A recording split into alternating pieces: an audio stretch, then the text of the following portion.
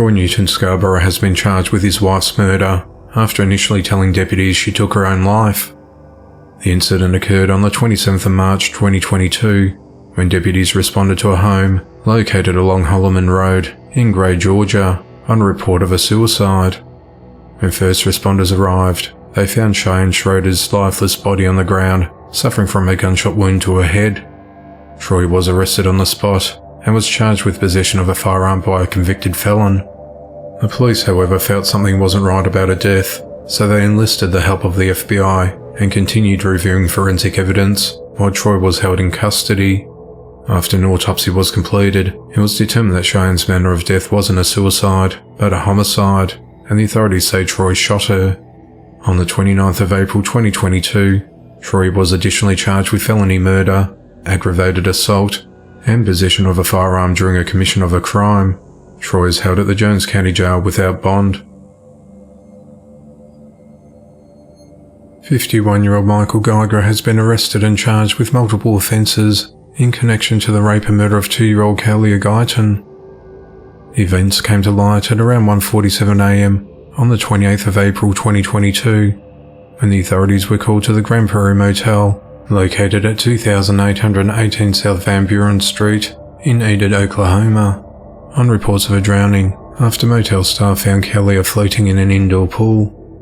When deputies arrived, Kalia had already been removed from the pool, but she was unresponsive and blue.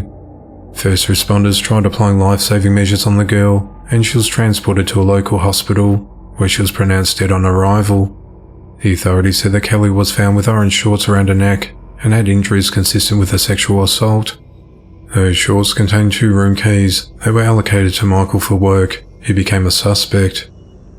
Michael arrived at the motel on the 27th of April, and earlier that evening, he made contact with the girl and her family at the pool, where he offered Kalia some candy and chips.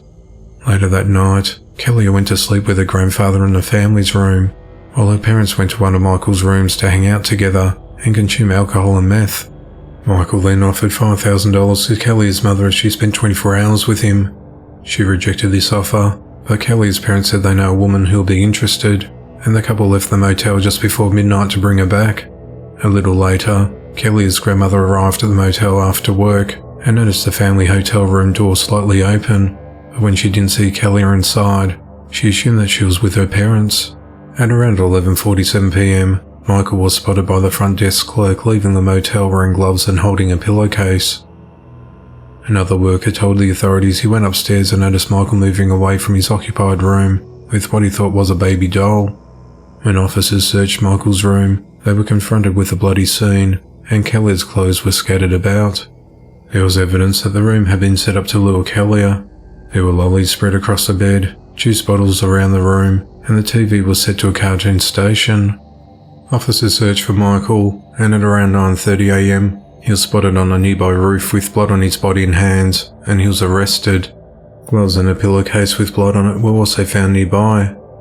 Michael was only released from prison on the 29th of March 2022, after serving a 10-year sentence for kidnapping in Oklahoma. Michael's held in custody without bail and is charged with murder, rape, kidnapping and burglary.